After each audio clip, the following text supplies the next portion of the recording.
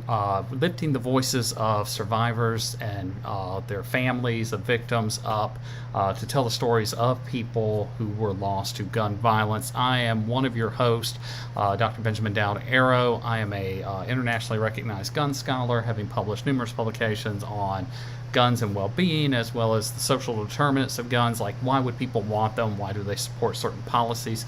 My co-host tonight is Brett Cross. Brett. I am the father of Uzziah Garcia, who was gunned down in the Robb Elementary massacre in Uvalde, Texas on May 24th, 2022. Since then, we have been fighting tirelessly to make sure that he is not a statistic, that he is remembered for who he was, and making sure that his legacy continues on and changes laws and changes lives, because no matter what we say or do, it will not bring him back, but it could potentially save you and your child from, living the same fate that we live. So tonight's a little bit different. We do not have a guest. Our guest was not able to join us tonight. So tonight's just me and Brett, and it's kind of fitting. Brett, you want to tell them what today is? So today, August 12th, was the first day of school, which is extremely hard every year. It was a little bit harder this year. Uzi would have been starting 7th grade. He would have been officially in junior high. And tomorrow happens to be his birthday. So he would have started school today, and tomorrow he would have turned 13. He'd officially have been a teenager. So it's just been extremely hard. Seeing back to school posts always make me happy, seeing that other children are alive, are well, and are able to continue. But at the same time, it, just reinforces my knowing that Uzi will never have that. He'll never have anything past May 24th. So it's just, it's been extremely hard. It's hard on me. It's hard on my wife. It's hard on my kids. Because once again, I have another son who is a few months younger, that was in the same grade. So he started 7th grade without his brother. And my youngest is 10 and in the 4th grade. And it's hard for them to comprehend that they are Uzi's age and that they're in Uzi's grade, and that this year, at the end of this year, they will be older and in a grade that Uzi never made it to. So it's just hard as hell. Yeah, that I can totally understand, right? Like, I think there's an anxiousness for those of us who haven't lost children on that first day of school, just because of what America has become, what we have seen it do, with the gun violence in America. But for a person who has lost a child, this has got to be really, really hard, especially when it would have been his birthday tomorrow, and especially when we consider what else happened in the last 72 hours. If you want to pick up on that, Brett. Yeah, so these last few days have been extremely taxing as well, because I believe it was Thursday or Friday, possibly. I cannot remember which one. CNN interviewed Pete Arredondo, who was the acting chief of police. Well, not the acting. He was the chief of police for the school district, who you can hear him in the hallways telling them to not go in, to wait for keys, to I know that there are victims in there, but let's time is on our side. We'll deal with that later. Things of that nature. And CNN gave him a platform to speak and spew his he's trying to say that he's innocent and everything like that. And it's just, I'm really, the media has me really pissed off these days.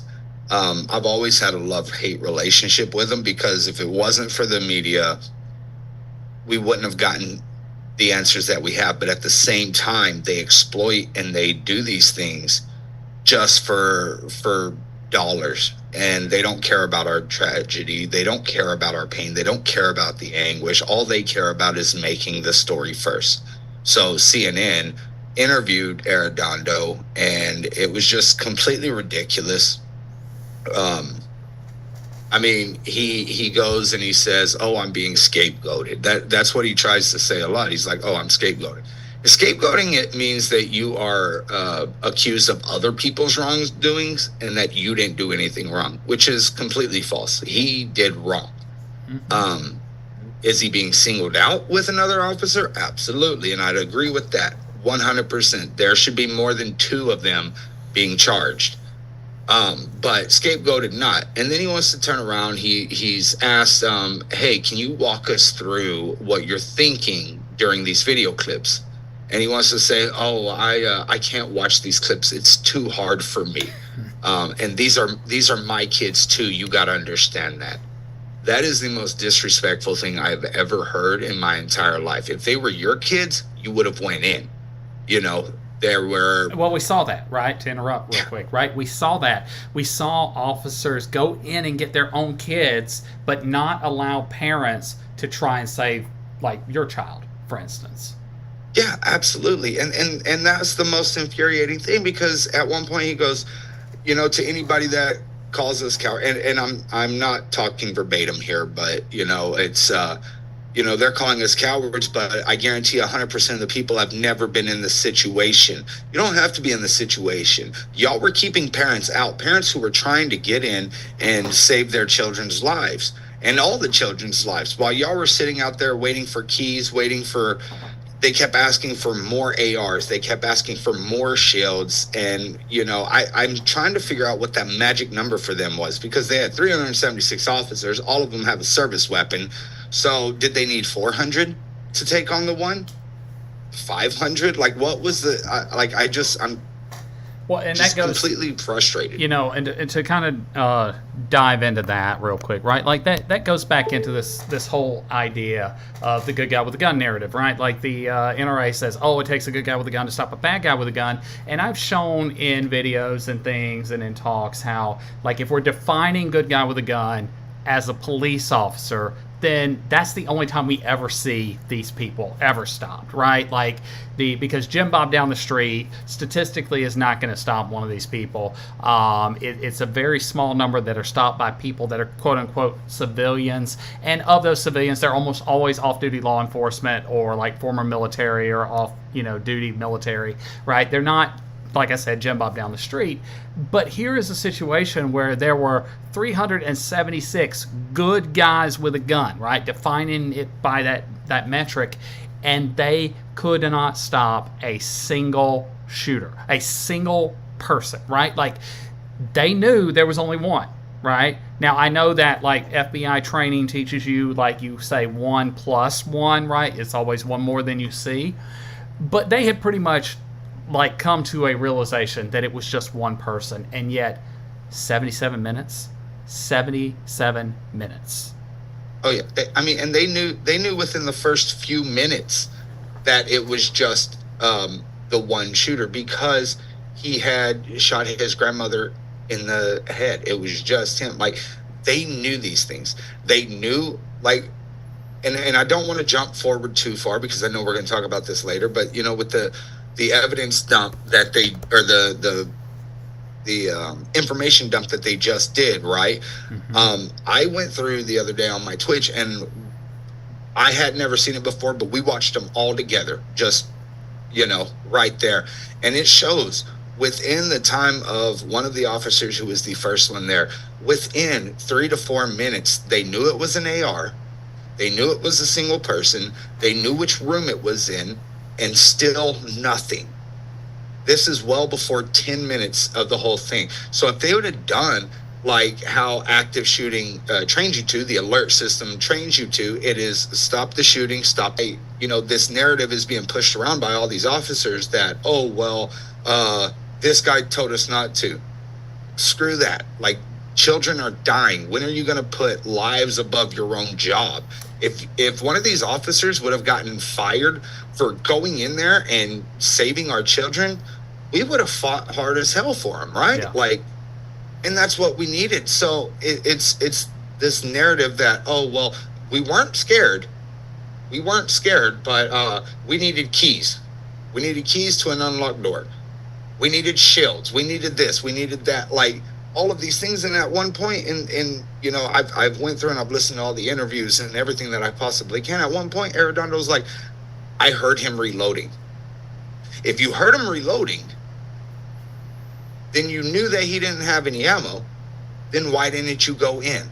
Like, these are all things that just irritate me. The more you look into this and the more you see, like, yeah, on the surface, everybody knows that Uvalde felt. Everybody knows. But when you actually, like, watch the body cam, watch the statements, you know, everything like that, read all the documents, it is quite clear that the only thing that stopped them was they put their lives over our children's. Yeah, and you know, and this goes back to something else too, like, you know, because we hear a lot of these pro-gun nuts say things like, "Oh, I could stop a mass shooting," right? But you know, they're not trained. They're you know, I call them gravy seals, right? Like they play a lot of Call of Duty and some paintball, right? And they think that Screen berets. Yeah, they think that translates into like some kind of real life skill.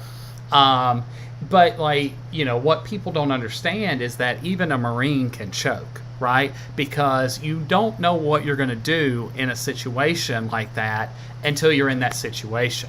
And, you know, like I've never seen 376 people freeze before, right?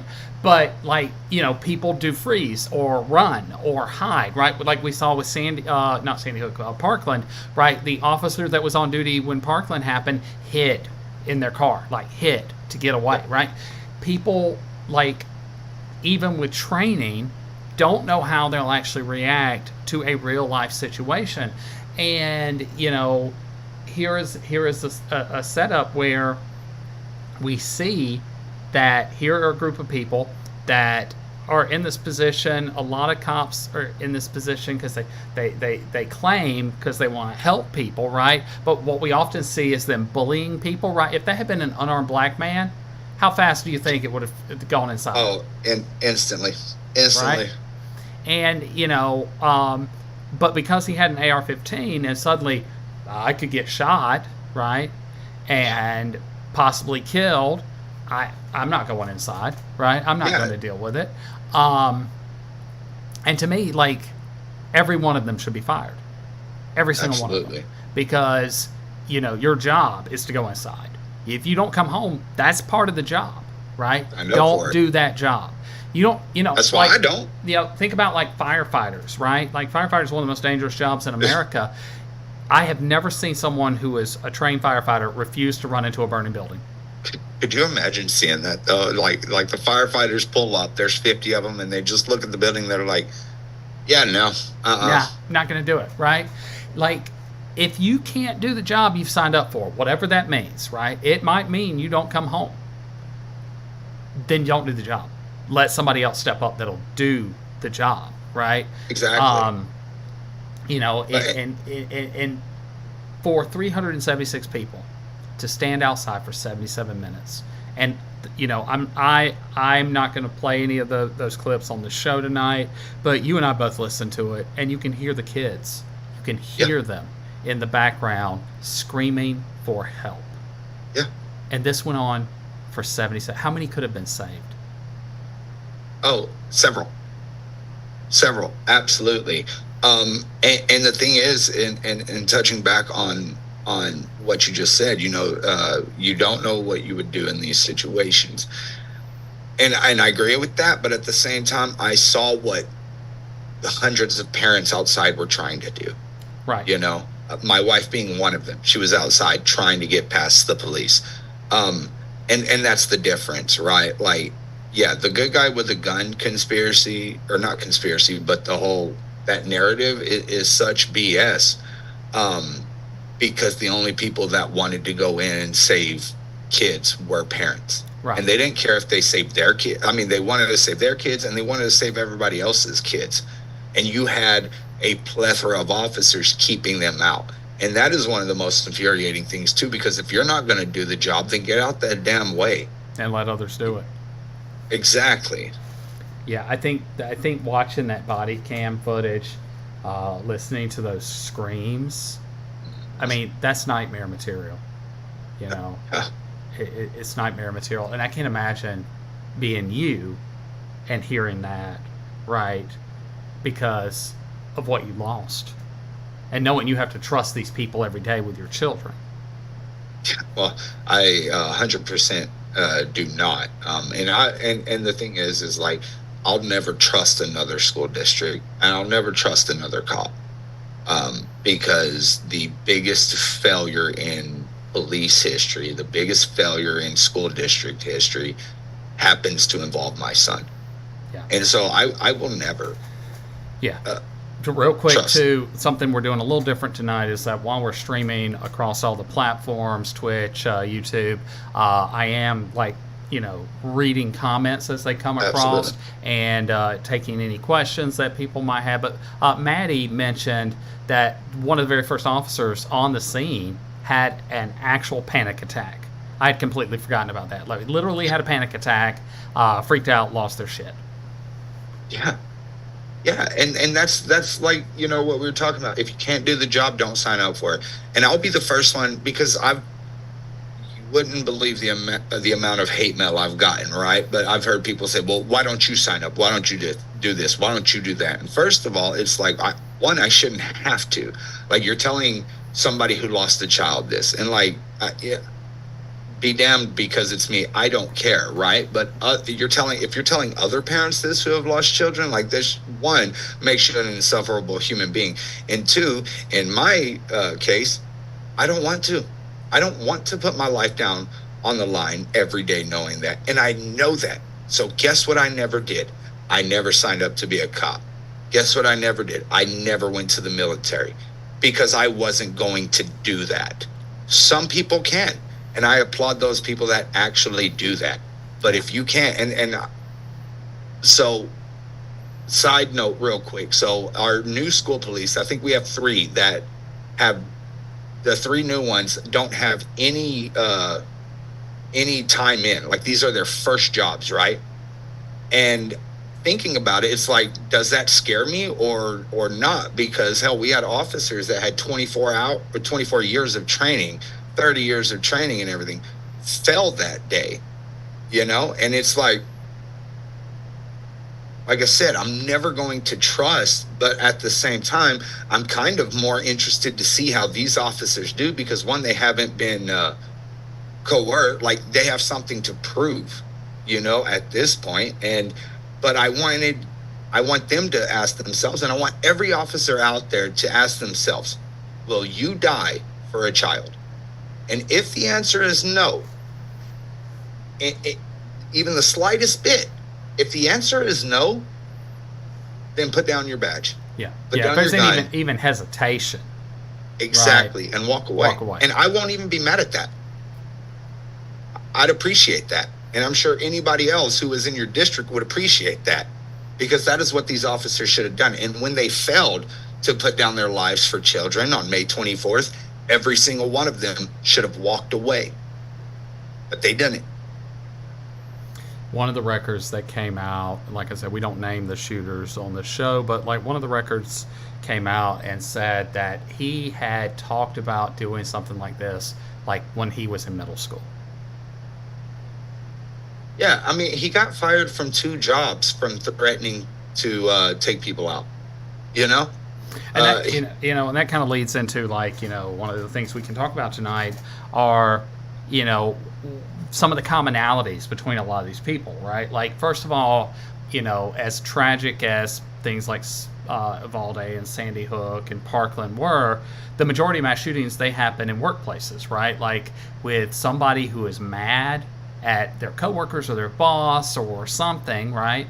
They have some kind of grievance, and they begin to obsess over that grievance. And we saw that with him. He had those kinds of tendencies. He was obsessed with the issues at work, which led to him get fired multiple times. And we saw it go back when, as a kid, and having those kind of grievances and wanting to harm teachers, right? Yep. And nobody thought we should report this to somebody. Yeah. No, nobody at all. And that's the thing, is like, I'm big on see something and say something, but I understand why school children were afraid to say anything, right? Like, I understand that.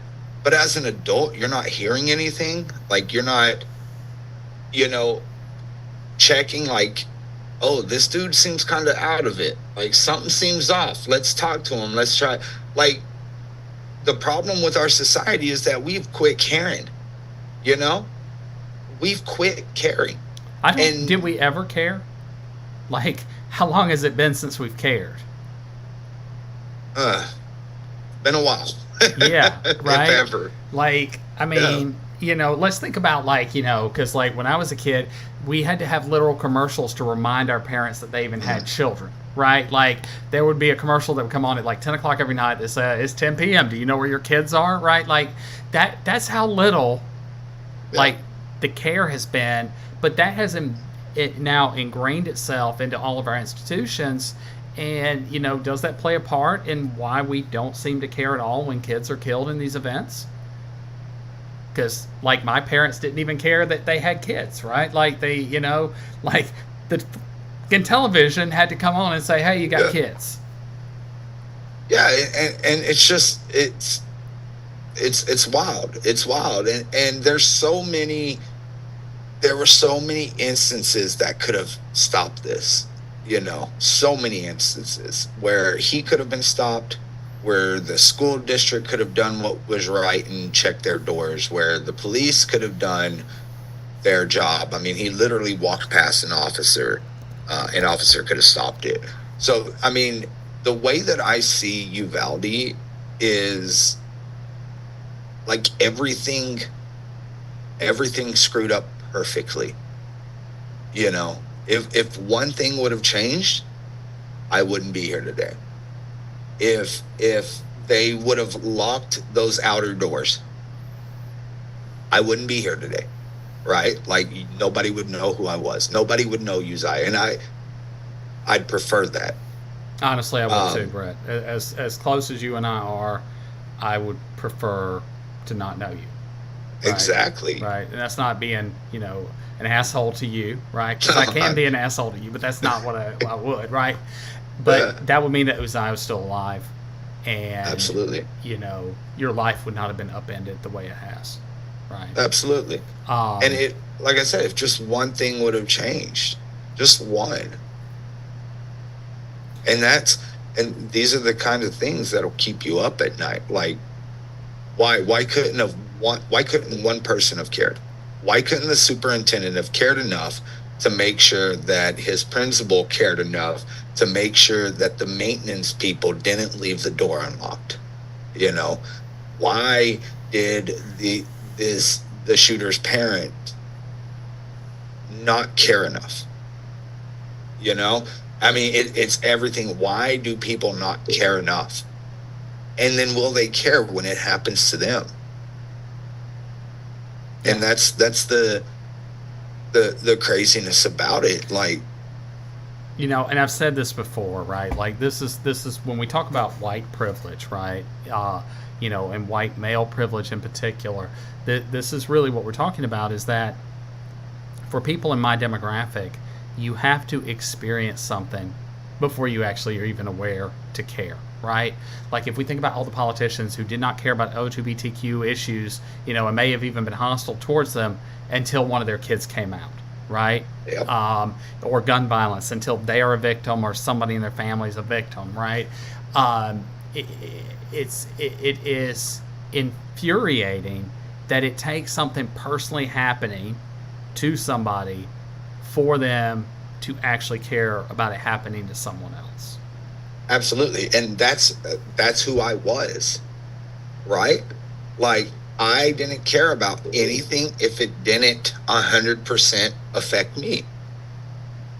And it's affected me. And that's why I try to warn people, right? I always say this: it is easier to get out and fight for your children when they're still here, because it is hard as hell to wake up every day and fight. And I said in the beginning, nothing that me and my wife do or say will ever bring our son back. but it will help prevent another person from experiencing this. And I cannot stress that enough, that you have to get out and fight, and you have to get out and vote, and take the steps, because standing on the sideline isn't worth it. It truly isn't. Yeah. We also saw this week that they began demolition on Sutherland Church, where there was a mass shooting in 2017. I want to say 26 people killed, 22 wounded. You know, they began tearing that church down to rebuild it, kind of like what we saw with Robb Elementary, right? Oh no, Rob's not. It's Rob's not yet. torn down yet. Yeah, but it's in the process, right? Like or it's supposed to be. Well, we have people in the community that want to leave it up or turn it into a playground or something for kids, and I'm like, do you really want to play where my son was murdered? I really think that is. It goes to show the level of people not caring, because yeah, we need community centers. We need stuff here for the kids, but do it where blood has been spilled, where children have lost their lives. It's so insensitive that I don't even know if I want to think that people don't realize what they're saying, but being in Uvalde and seeing the lack of care here makes me think that people just do this shit on purpose, man. I really do. I mean, that leads to a good question too, though. Like, I think you and other families, you know, there might be differing opinions on this. It's like, can you turn a building like that into something positive after one of these events? And I think I know your answer, and I'll let you answer in a second. Or is it just irredeemable and it should be erased and, you know, put behind us? Like, because at the end of the day, it's not going to bring back the people lost, right? Right. So what should happen to those places? So I'll let you answer that. So I'll like I said, I try to mention all the time, I only speak for myself and for my wife and my family. But I do know that there are several families in agreement, and we have talked about this, that we think that no, the building should be wiped out, yes, but putting a park there, putting something like that there is disrespectful. Now, if you would want to put a one of those, and I'm lacking on the word right now, but like a park where you just walk through, you know, like not swings and playgrounds and everything, I think that would be okay. You know, have something that shows, you know, Like a where our kids memorial. were. Yeah. And then turn it into a park, but turn it into a chill park, you know, not something where kids are swinging or on the merry-go-round right where room 111 and 112 were. Yeah. Like, that's disrespectful. But I'll also say this, devil's advocate, you know, not all families agree on what should happen. And I'm not just speaking on Uvalde. I'm speaking about, you know, instances I've seen, people that I know from these different instances.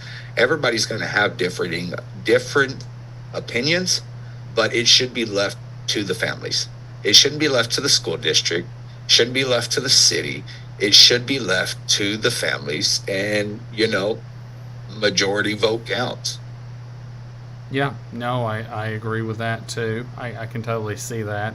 I mean, I can see putting a park up, and even if you had playground equipment, but it would have to be way away from Yeah. the events, right? Like that, everywhere where, you know, the violence happened, and even where the comps and everything were all staged.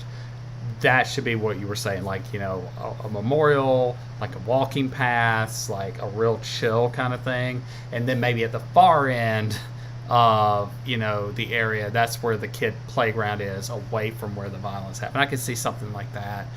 But I kind of agree. Like, I don't know that you can redeem these places per se. I think that, as long as the families are alive, that it's going to have a scar. It's going to come with it, because you wouldn't go to that park, Oh, right? it's stained. Yeah, you wouldn't go there. You wouldn't take your kids there. Your kids wouldn't go there. The other victims' families would not go there, and even some of the survivors' families would not go there. Right? Like, they would Right. avoid it, because of just the memories. So to me, I almost think like leveling it and turning it into a parking lot is a better option than, you know, than leaving it up as a reminder, or leaving it up with this like a park or something to like try and hide it, because the people who lived there and experienced it and actually were impacted by it directly are never going to look at that and say, "Oh, this is beautiful." Yeah, honestly, I would be happy if they demolished the building and then just put a big ass billboard right there that says, "This is where children died because our government didn't do anything." I would be more happy with that. Yeah, Like, let's do that.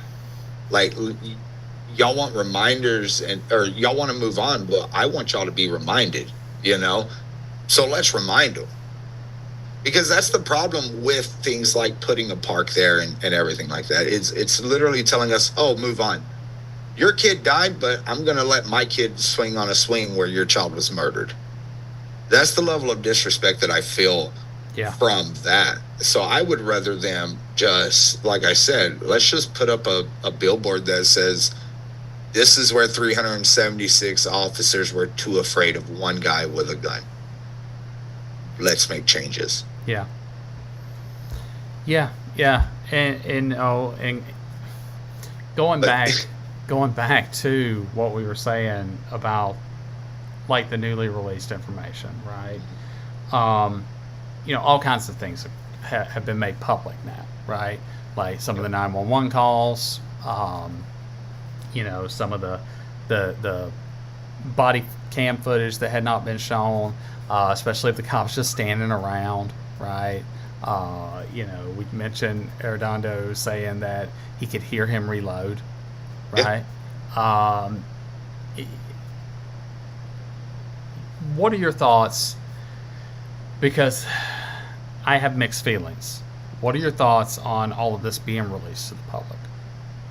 so my biggest issue, I've said this from the beginning, because they continue to hide. The city, the state, the school, the county, everyone continues to hide information because they don't want to be sued. They don't want to admit fault. They don't want to take any accountability. So I've said since the beginning, show everything. And this is my personal thought. Like I said, I don't speak for all the families, I speak for mine. Show everything up until our children's bodies. And then if a family wants to show that, well, then that's their prerogative, right? Show everything. Let us see, like, because this isn't TV for us. We don't get to just turn it off of the news and, oh, well, that sucks. Let me go finish my game of categories or whatever that you're doing with your life. Mm-hmm. We don't get to do that. This is an everyday thing. So I want people to feel uncomfortable. Mm-hmm. I do. I truly want people to feel uncomfortable, because if you're uncomfortable, you will do everything in your power to make yourself not uncomfortable. And if fighting for stricter gun laws makes you not uncomfortable, then that's what I want. But your level of uncomfortable seeing this stuff is nowhere near my level of uncomfortable of not having my child. So I'm for showing it. My issue is the media releasing it before the families get to see it. Yeah. That is my issue, right? This whole thing of the media releasing information before we got to see it started in the very beginning by a news station in Austin, right? So we were supposed to see the hallway footage before the whole world got to see it. We were supposed to see it on a Sunday with no sound at all. We weren't going to hear it or anything. It was just going to be the footage. Well, we're in DC. A lot of the families are in DC, and all of a sudden we get a phone call that, oh, this station in Austin is about to play it. We call we're crying, we're begging them not to play it. Like, just let us see it first, and then you can show it after that, but let us see it first. Mm-hmm. We were calling. We had federal senators, federal House representatives calling this station saying, just let the family see it first. And the person who showed it pretty much just said, screw you, I want ratings.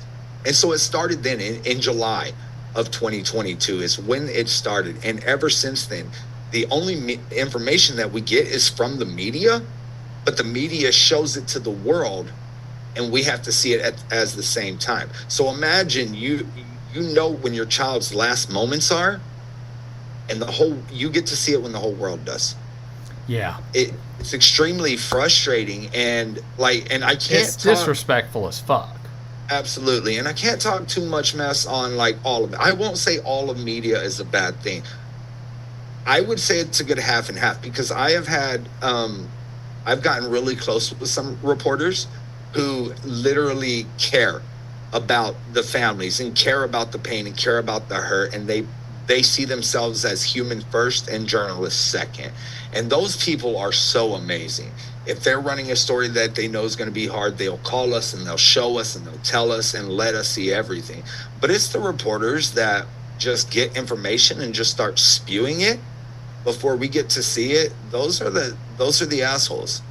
And those are the ones that shouldn't have these jobs, because first and foremost, like I said, you're supposed to be a human, not a journalist. A journalist is a job. A human is who you are. Be a human. Do not put your job over other people's feelings. Yeah. It's irresponsible. Yeah, I mean, and that's why we do this radio show, right? Like, because Absolutely. the reality is that most of the media is just trying to drive up clicks and drive up views. And so they'll do shit like that, right? Like that's why they name the shooters, right? And they spend so much time talking about the shooter, because they know that sensationalism will drive people to the platform to hear about it, right? Because they won't get the same kind of engagement if they spend an entire broadcast talking about Uzziah, right? Or any of the other children lost, right? They may spend one episode of like one of their news broadcasts on it, but then the other 90 are going to be focused on whatever drives the clicks and the views, which is the sensationalism. Even in a single, like, I've literally done hour and a half interviews that they've clipped down to 2 minutes, and it's not mentioned Uzi at all. Yeah. Like, it's, and it's that's usually the a thing. Valde victim or student, kill, right? They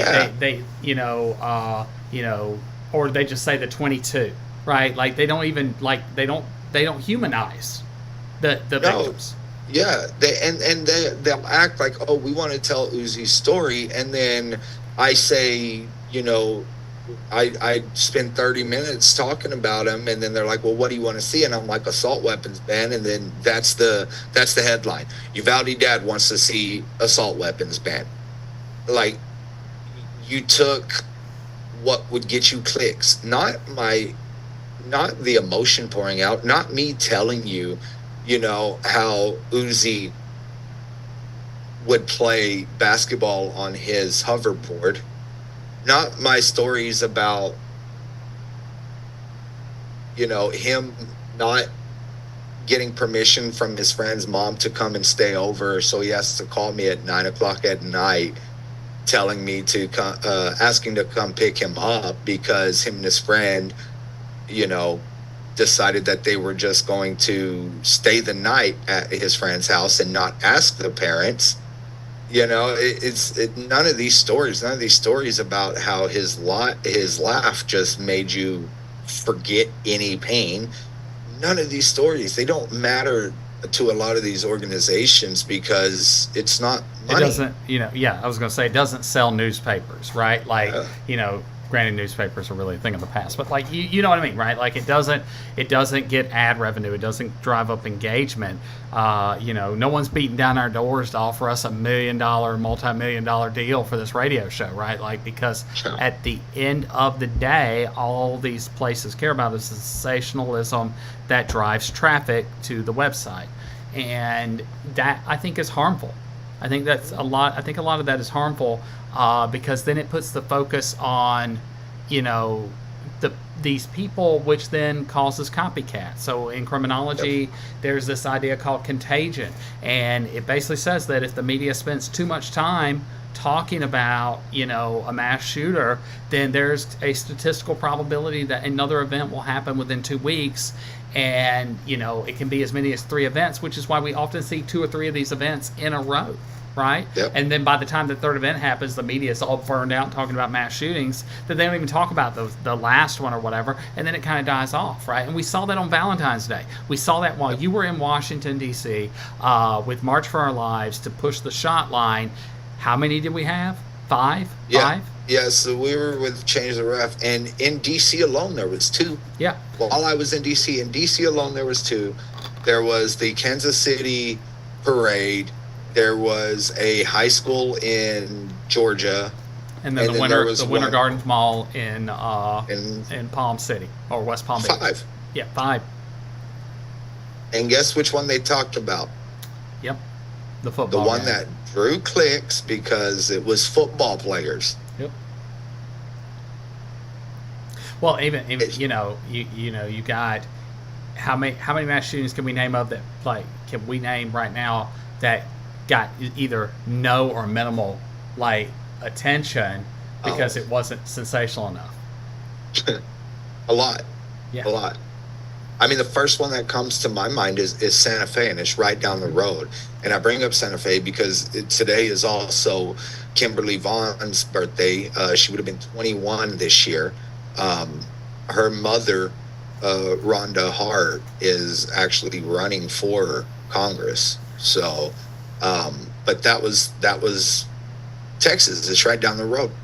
I didn't hear really anything about it. You hear it, that first explosion of news for a day or 2, and then nothing. It went away because it was a really red area. They didn't want to talk about it. They tried to hush people up. The governor lied to them, said that he was going to take care of it, and then nothing, right? And it's taken people like Rhonda to fight, to make sure Rhonda and Rosie Stone and all of them who have lost children there to actually fight and be like, no, we lost kids too. This happened, but it wasn't sensationalized enough for their liking because it just wasn't. Yeah. Yeah. Santa And Fe. honestly, I think that they should. I honestly think that they should show this type of footage over and over on the TV. We glorify violence. You have your John Wicks and your Rambos and everything like that. Everybody loves it, but let's show the counter to that. Let's show where it's not movies being badass and cool or anything. Show the devastation of the guns. we Show talk the about hallway where my son was drug out, where there's blood everywhere, because we see that in this new footage, and they're walking right over it. They're walking right over where our children were just dragged out of the thing, and these officers are walking through it like it's nothing. Show that. yeah, Show the realness. Maddie mentioned that we never honor our victims, and talking about Midland, that there's no memorial, right, for Midland. And we see that. And Maddie also mentioned that, while Sandy Hook got a memorial, it was in multiple cities, right? Like all the kids finally got memorialized across the United States.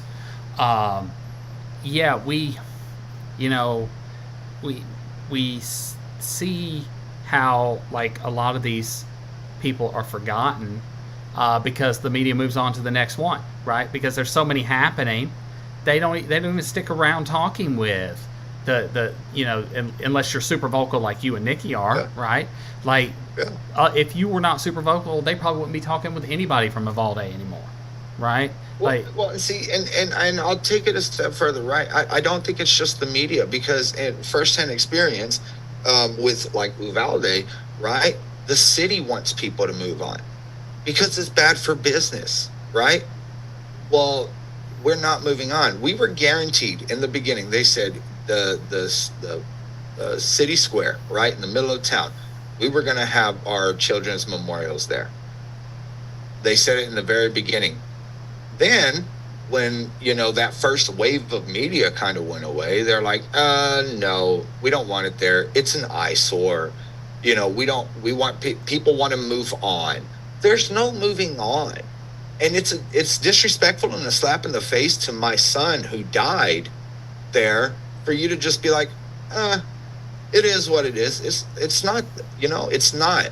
So the media does move on super quick, but it's also these towns. It's also, especially in these red areas where they're like, oh, it's not the gun. Well, then tell me how my son got shot with something that wasn't a gun, right? Like, in that it's politics, it's media, it's a conglomerate of different things that go into it, and it's just, at the end of the day, people are dead, and you don't care. Well, and going back to that whole idea that, we hear that argument a lot, right? It's not the gun, it's not the gun. Regulating a gun, it doesn't happen. Gun doesn't shoot us up. Well, I mean, there are plenty of cases where guns do go off all by themselves with no human, touching the trigger or anything. But even beyond that, laws don't actually, for the most part, don't actually regulate the gun per se. It's the people's access to the gun or the people themselves, right? Exactly. Really, if there were laws for the guns, it would be safety features like we see with automobiles, right? Like, there's a reason that gun deaths have surpassed automobile deaths for children, because automobiles get safer and safer every year while we've done nothing to improve guns, right? I could think of multiple things, like biometric features we could put on a gun to prevent somebody from firing it who was not registered to that gun, for instance, right? Exactly. That would stop guns stolen in crime and being used in crime. It would prevent somebody from taking a gun, we saw in Sandy Hook, taking the parents' guns and using it. It would basically limit who could actually fire that weapon.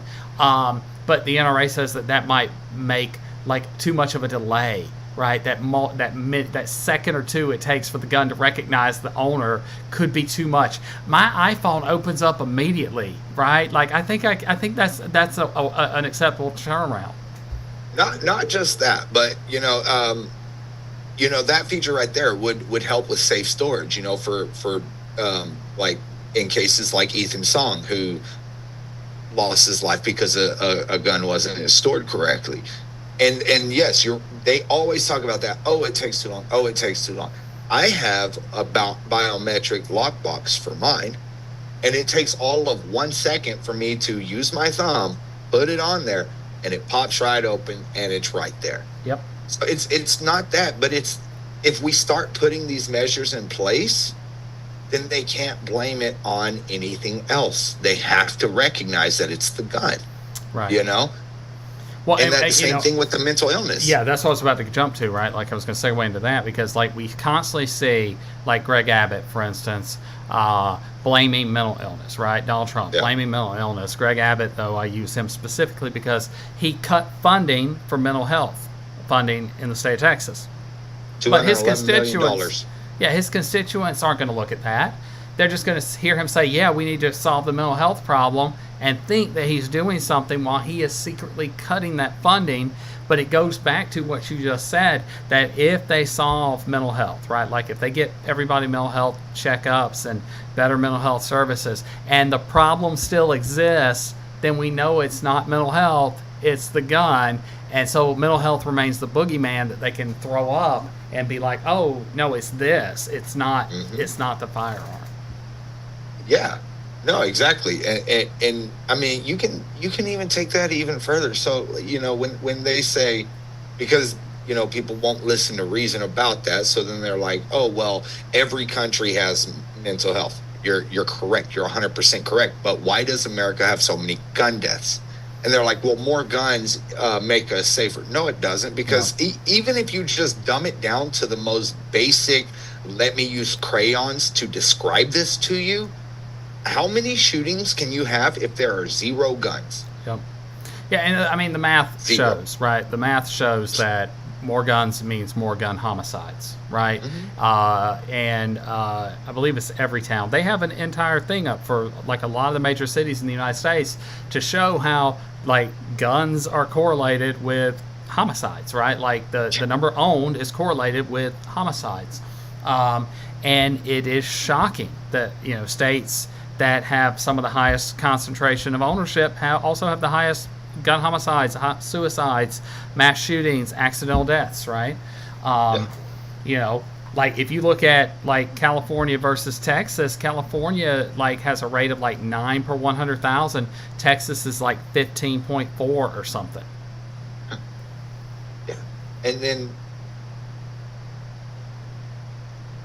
it's so hard to even like understand where people are coming from, like if they're just this blind or if they're just this indoctrined to believe these things, because so this will be my praise to the NRA, right? Like, and to Republicans, that they are really good at messaging, and the left marketing. is not.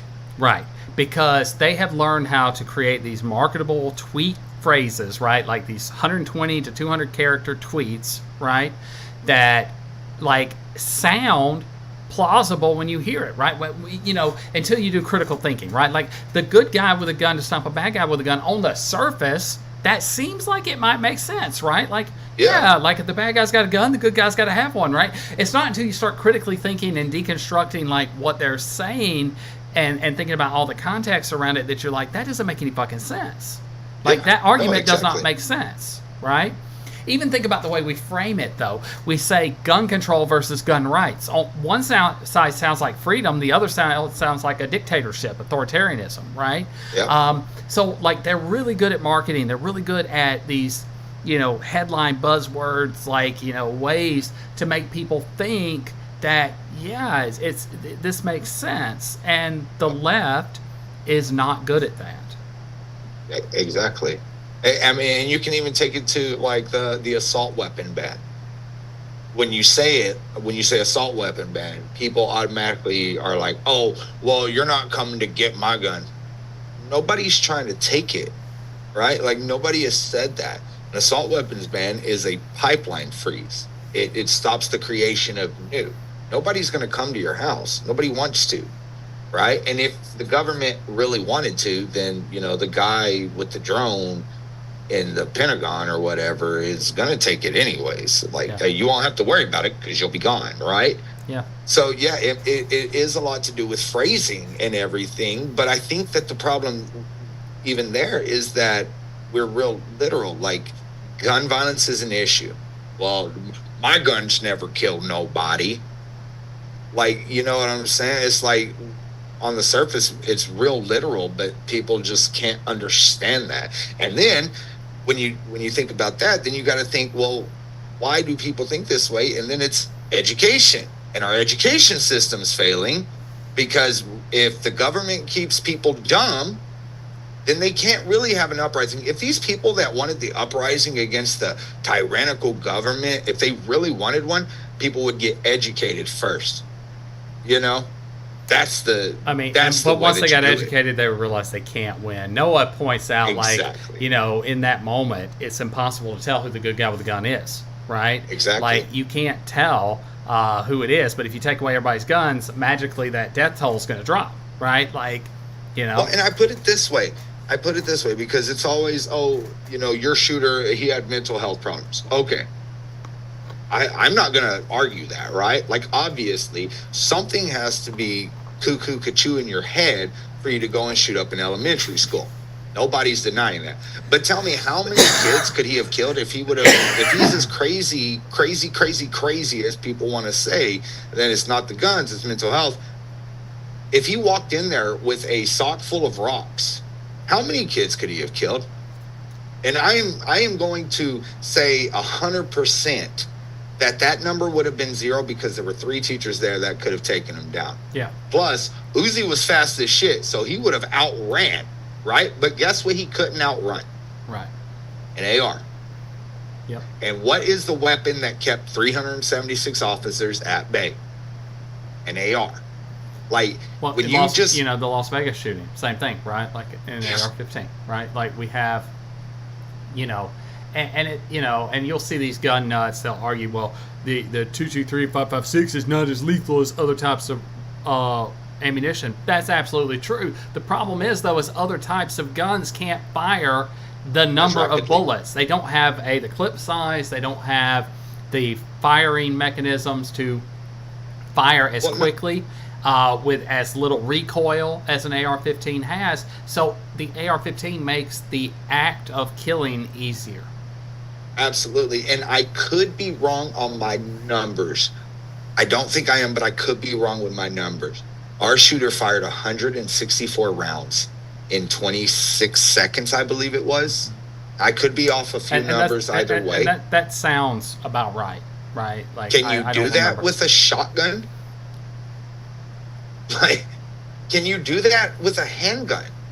Even the fastest people at 164 rounds, absolutely not.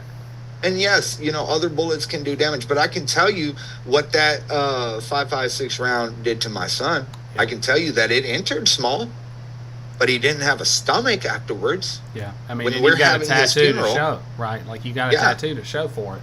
Yeah, I mean, and then you have like the Supreme Court,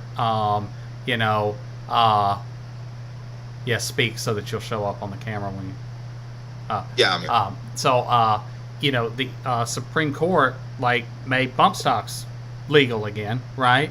And that was used to do a massive number of fatalities in Las Vegas, right? Imagine had he had one of those. Yeah, well, and if he would have got his what is it called, a Hellfire trigger? I think that these are also things that we need to look into to ban as well. And I don't think that they're talked about enough. The bump stocks are talked about. That Hellfire trigger that he had would have almost turned that gun into a fully auto, which is more devastating. And for the people out there, and I mean, honestly, if you're listening to this, you're probably on our side of things, right? Like, you're really not going to listen to us shitting on you all the time if you're one of these people. But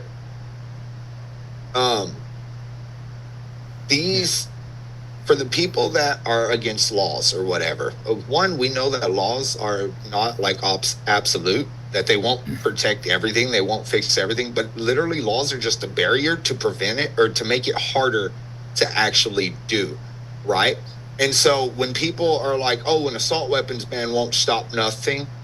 Well, when we had the fully auto ban, which I know, it's not a real ban, you have to have $10,000, you have to have your FFL, all that bullshit that normal everyday citizens can't do. Do you know how many mass shootings have happened with a fully auto weapon since that ban went into place? Less than 5. 3. Yeah, that's what I was going to say. I thought it was like 3, 4. Yeah. And it was less than 5. So the numbers don't lie. And for those listening that may not know what he meant by Hellfire trigger, so that is a attachment that you put on the back of a trigger system that causes the trigger to return faster to the initial firing position, which then allows you to fire the gun faster, right? So already a weapon that can be fired really fast, right, can be turned into almost fully auto. If he had that combined with a bump stock, it would have been a fully automatic weapon. Oh, 100%. I mean, right there, you don't even have to do it. You pull the trigger the first time and it takes care of itself. And not just that, but people don't seem to realize this is a kid that had never fired a gun before. This was his first time. This is the amount of damage that he did with this weapon. This was his first time. And he followed the law. That's the thing that really frustrates me. He followed the law. He tried not to. He asked multiple people to get him an assault rifle before he was 18, but they wouldn't because laws were in place. And so when the law finally allowed him to buy one, he bought one, and I believe it was 4 or 5 days later, my son's dead. Yeah, it was less than a week. He attacked, and that leads to, like one of the common sense gun measures that I believe we should have in place is that if you are under, 21 at minimum, right?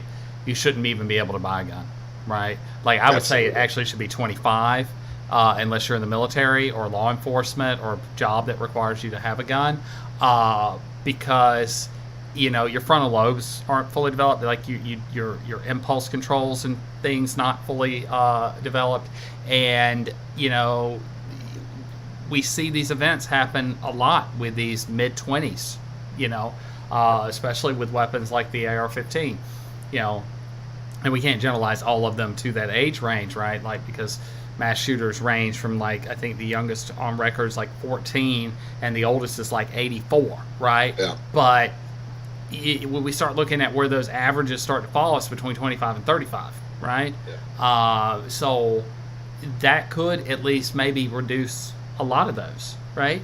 Because it's not like you're not using an AR to defend yourself, right? You're not using an AR to hunt, right? Yeah. So if it's just for play pretty, right, to go to the range or to carry around on For your that back in Rambo Texas, moment. right, then you can wait till you're older to get it. Your gun rights aren't being restricted.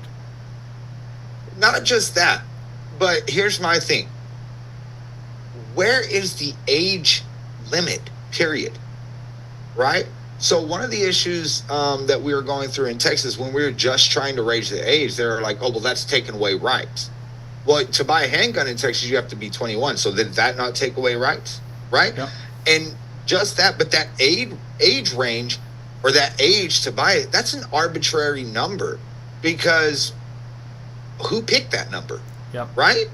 If, you're taking away, well, then you're taking away the rights of my 6-year-old who wants to own a fully auto.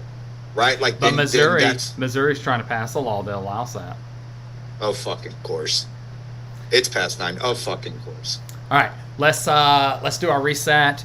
So hello everyone who is still listening to us tonight. We are here tonight on the Stories from the Cold Dead Hands, a radio show dedicated to talking about those who are left behind, the victims that we lost, all of those who have been lost to us because of senseless gun violence in this country. I am one of your hosts. I'm Dr. Benjamin Dowd Arrow. I am a gun scholar. I have been recognized internationally for my research, having published numerous publications on guns and well-being and the social determinants of gun ownership. In other words, why do people own guns, as well as the social determinants of gun policy support. So why do people want certain gun policies passed? My co-host tonight is Brett Cross.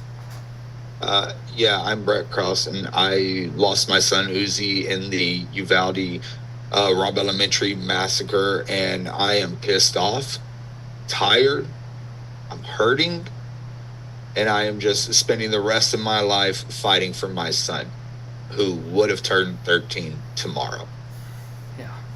Yeah, I think that makes tonight's episode even more bittersweet, right? Like, I mean, these episodes are never easy for either one of us, right? Like, No. we talk about, that we hear people's stories, and it's really hard to make either one of us cry in public, right? Like, Yeah. but there have been times both of us hearing some of the stories on this show, we've been like, damn, right? And I think it's because we have become, every time we hear it, we've become resigned to the fact that it's never going to end. It's never going to stop. And people are going to continue to lose family members, parents, brothers, sisters, kids, right? Because the people who are responsible for keeping us safe refuse to fucking do it. They refuse to do it because either they're in the pocket of the gun lobby, or it would, their own lives are worth more, right? This is the case with the Uvalde police. Yeah. Yeah, and the problem is that, we're resigned to think that it'll never end, but it could if people would just get their heads out their asses. Right, Like, it it absolutely literally could. But like, And okay, so like here's an actual story that happened this week, right? That a few weeks ago, the Surgeon General declared gun violence an epidemic, right?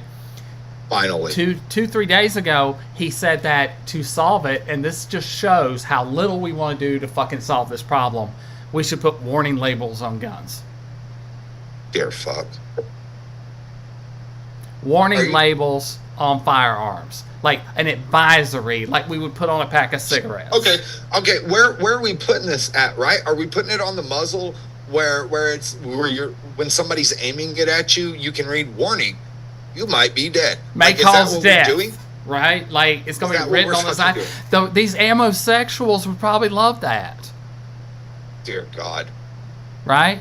Like, I'm thinking Yeah. now, like, when I read that story, I was thinking about, I don't know if you've seen the movie Thank You for Smoking, but in it, it's about, like, these three lobbyists for alcohol, tobacco, and firearms, right?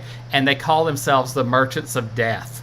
And the guy that's the head of the firearm lobby, and it's like any negative stereotype, he's like, yeah, it's cool. Our people love it. You know, No, like, for real. you know, like, so I can imagine the NRA would probably love it if they put, if the Surgeon General made every gun manufacturer put something like, warning, this can cause death on the side of a firearm.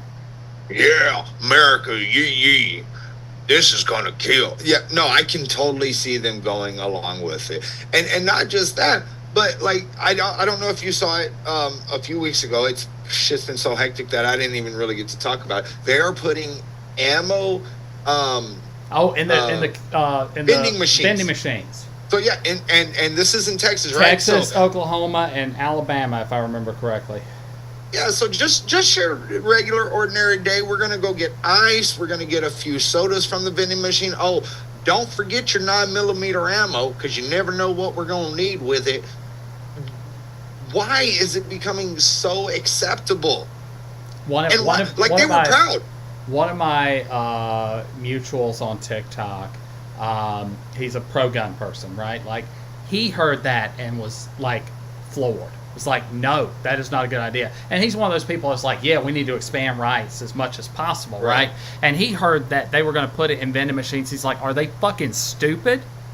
Well, did you read it, right? They're like, oh, you have to use your ID and everything like that.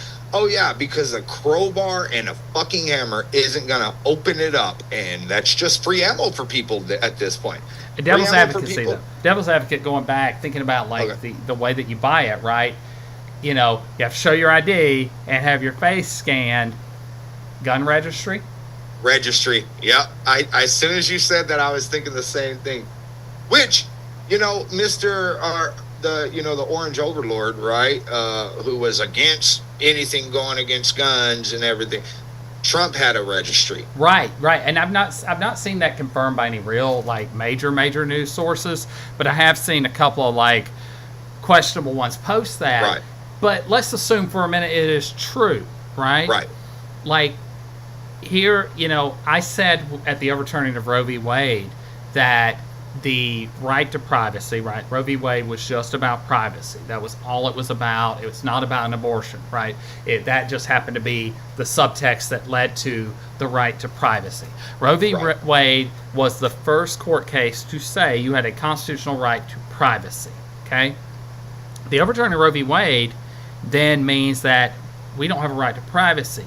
The reason we do not have a gun registry is historically linked to this idea that we have a right to privacy, right? In 1986, when they passed the Firearms Act under Reagan, that made it where the Secretary of the Treasurer, because they would assume that a registry would go under the Department of Commerce, right? Interstate commerce Right. laws, the Treasury, right? They said that the Treasury Department can't make a registry of guns because people have a right to privacy. But we don't I see where have you're one going there. anymore, right? That's overturned. So now they can make whatever they want. They can make a gun registry, and there's not a damn thing people can do about it because you no longer have an expectation of privacy. So what you're saying is I should go and start pushing for this because, you know, you want to take away Roe v. Wade, which takes away women's rights and women's health care and everything. Well, then let's go full force with this, right?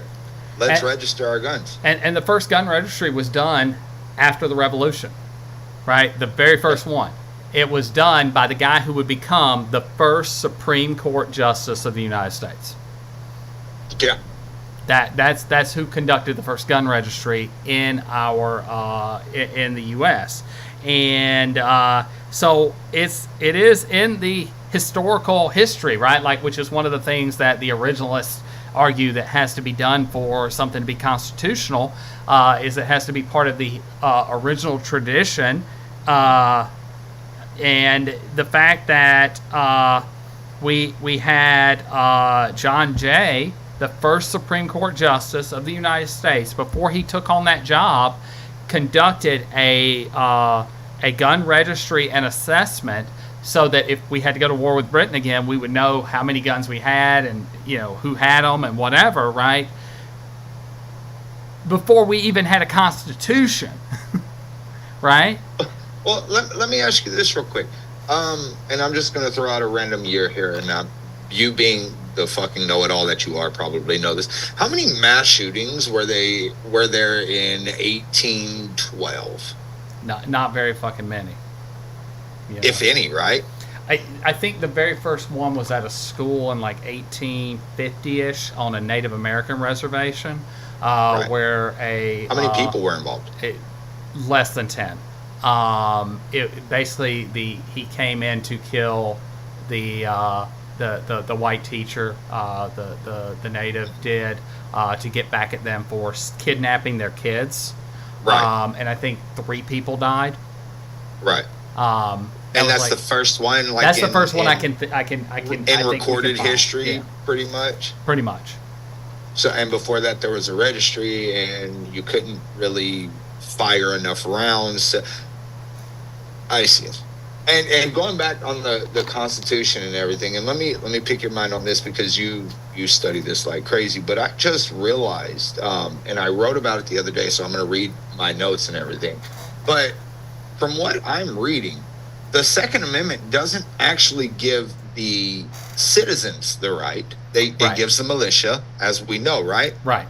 And Therefore, it makes it a state's law to give people the right? So, like, for instance, the Texas State Constitutional Provision, Article 1, Section 23, in Texas says every citizen shall have the right to keep and bear arms in the lawful defense of himself or the state, but the legislature shall have power by law to regulate the wearing of arms with a view to prevent crime.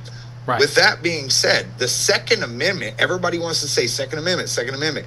It doesn't give you the right. It right, doesn't and we give- know that we know that for fact, right? Based on James Madison wrote all the amendments, right, for the Right. Constitution.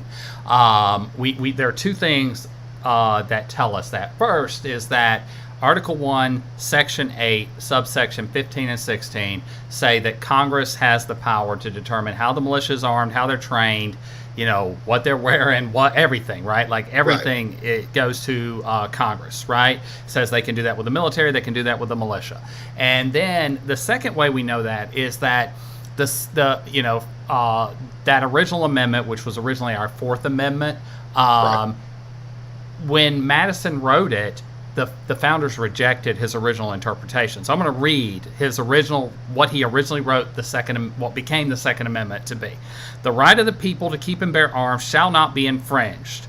A well-armed and well-regulated militia be in the best security of a free country, but no person religiously scrupulous of bearing arms shall be compelled to render military service in person. Right?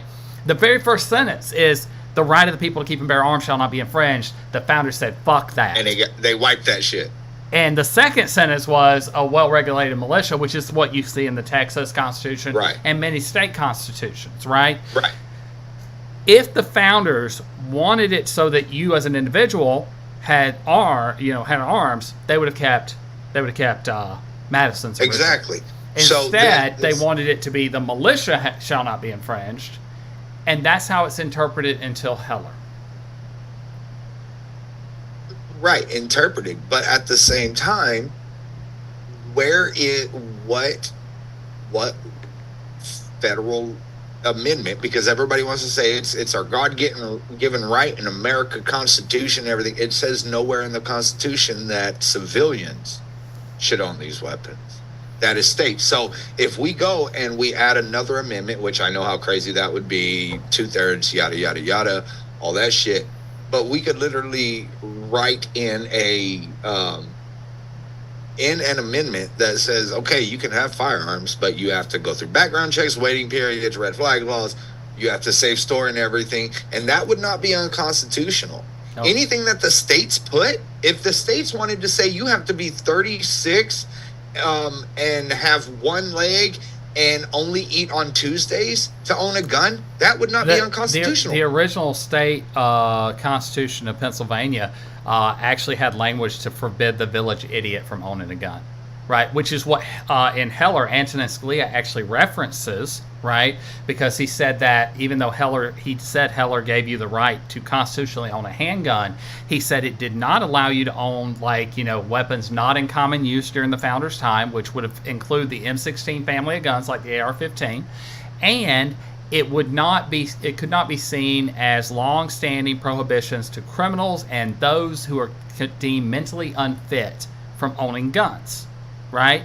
You know, and he wrote that into Heller, and a lot of these gun people don't want to talk about that part of Heller, where he said, you don't have a constitutional right to an AR-15, and you don't have a constitutional right if you're a criminal or mentally unfit. So for those that are listening that don't know what the Heller is, you want to explain it in its entirety real quick? Yeah. So like this is a fun case. So first of all, the NRA did not support Heller going forward, right? And the reason is that this case went forward by a guy. The guy's name was Dick Heller. It was Heller versus DC. Heller was sketchy as fuck. Okay, and people knew it, and so the NRA was afraid that if this court case went all the way to the Supreme Court, that it was going to be a blow to gun rights for decades, that they were not going to side on the side of guns, and, you know, because of who Heller supposedly was. Because Heller worked as a security guard in D.C., and under D.C.'s laws, that meant that he had to turn his gun into his employer before he went home, right? Well, there were rumors that Heller was a drug dealer, and that's why he wanted a gun. He argued he needed a gun because people knew he was a security guard and they were going to kill him, right? So he needed a gun to protect himself. But rumors and allegations started coming out that Heller was actually a drug dealer, and that's why he needed the gun, because he was getting beat up and robbed when he's selling drugs, and he wanted the gun to protect himself during those drug sales. Whether that's true or not, I don't know. It goes all the way to the Supreme Court, and the conservative court rules that you have a constitutional right to a handgun. Antonin Scalia, who was not the most conservative, but one of the most conservative justices at the time, I would say that Alito is probably still more conservative, and so is Thomas. But Antonin Scalia was like Thomas and Alito, right? He writes the majority opinion and says you have a constitutional right to own a handgun, that the Constitution gives that. And he bases it on the idea that because it was militia service, but the original founding fathers were not going to give you a gun, it was just expected you would have your own weapon to bring to the militia, that meant that you could have a weapon that was in common use during the founding fathers' time, right? And that's important language, because he goes on to say that it does not allow you to own anything not in common use, including the family of M16 style rifles that are popular today. And he says if that makes it where you cannot fight the military, then that's just your luck. You're just shit out of luck, because you can only have what was in common use. But they ignore all the rest of that he writes. Let me ask you real quick. Was a 9mm in common use during the founding fathers' time? No, but what he argued is a pistol was. So a pistol would still be. So basically he said that the Constitution, while he only mentioned a handgun, right, because pistols were common, you could basically then infer that a shotgun or a hunting rifle and a pistol you were legally allowed to have any of those. Right. And how did he deem that it was constitutional? Because like we just said earlier, right? Nowhere in the Constitution does it say that a civilian can. That would be your states' rights. Right. And so how did he argue that? He doesn't have any real justification. He bases it instead on British common law, which is where a lot of our constitutional concepts come from, and the ideas of self-defense and things in British common law. He literally ignores all the precedents. So let's talk about some court cases, right? In this one case called Cruikshanks versus the United States. This takes place in Louisiana during Reconstruction, right after slavery. So following slavery, every slave state banned concealed and open carry, every one of them across the country. Okay, and they say that this is predicted from the Dred Scott decision, which happened Right. in 1854, where they said in that a freed slave is not a citizen, but if they ever became citizens, they would have all rights. And then they included the phrase, including the right to bear arms, right? Right. They specifically wrote that. So then when the Civil War ended, every state that had slavery banned open and concealed carry. Then in Louisiana during Reconstruction, when black Americans began to get firearms, I don't remember the hate group, but we'll call them the KKK. Okay, they go around and they begin to disarm all the black residents of their guns. They take their guns from Right. them. Okay, it goes all the way to the Supreme Court, and the Supreme Court rules that the Second Amendment is not an individual right to firearm ownership; it is a state right to a militia. And because these people are elected officials of the state, they can determine who has guns and who doesn't. Right? Right. And so we see this over and over and over. Anytime there's a gun case, they pretty much say that the Second Amendment just prevents the federal government from infringing on the states. Right. And in fact, in 1977, Chief Justice Warren Burger, who at the time was the most conservative member of the court, said that the idea that the Constitution grants an individual right to firearms is the greatest fraud perpetuated against the American people. Exactly. So why? And I know the answer, right? But why is this? Why are these even issues if over and over it's been shown that it's not a constitutional right? I'll give you a hint. 6 inches in green. Right? Yeah. Yeah. Money. Right? Like it's Yep. always about money. And, the NRA is really good about giving out money to people. Right? Especially after mass shootings like Uvalde, like Sandy Hook, like that, and everything, because then they start saying, "Oh, they're going to take all your guns away," so more people go out and buy guns. Then more money hits the NRA. The NRA pays more politicians even more, and then it's just a vicious circle, which leads to more mass shootings, which leads it just round and round we go. During Barack Obama's time, the gun industry grew 158%, right? Because a black man was in office, right? Imagine that. And he was a Democrat. And so it was so, that rhetoric about the NRA saying they're coming to get your guns was so prevalent all the time that the New Yorker started running cartoons, political ad cartoons, saying it's the annual Obama's coming to get your gun sale, right? Like, Right. because that was the rhetoric. It's like, when Barack Obama got elected, the NRA said he's going to be the most anti-gun president in the history of the United States. And so gun sales skyrocketed. Add into that the racism of, like, he's not a real American, right? Because he's not born in America. We all remember the birth certificate bullshit. Right. That Donald Trump pushed, right? Let's not forget. Imagine that. He didn't create it. He didn't create the birther argument, but he was the biggest proponent for it. He was the person who pushed it the most, to the point that Barack Obama responded to him at one of the correspondence dinners and made a joke and was like, "I'm going to release my birth video," and showed a clip from The Lion King, right? To Which make is the fun of only Donald way Trump. you handle that situation. That's the only way Hilarious. you handle it. But we saw it grow, and then Donald Trump gets elected, and the first time in history after a mass shooting, we don't see gun sales explode, right? Should have been what, Parkland? Parkland, yep. Like gun sales actually just fall, right? And it's not until the pandemic happens and they're able to push those racist narratives again that we see gun sales explode again, right? Because Donald Trump begins to say, the gangs are going to cross over from Mexico and come into the suburbs, and Black Lives Matter is going to spill into the suburbs, and it's going to be violence everywhere. And let me just say this for anybody that isn't aware. Do you know where Mexico gets its guns?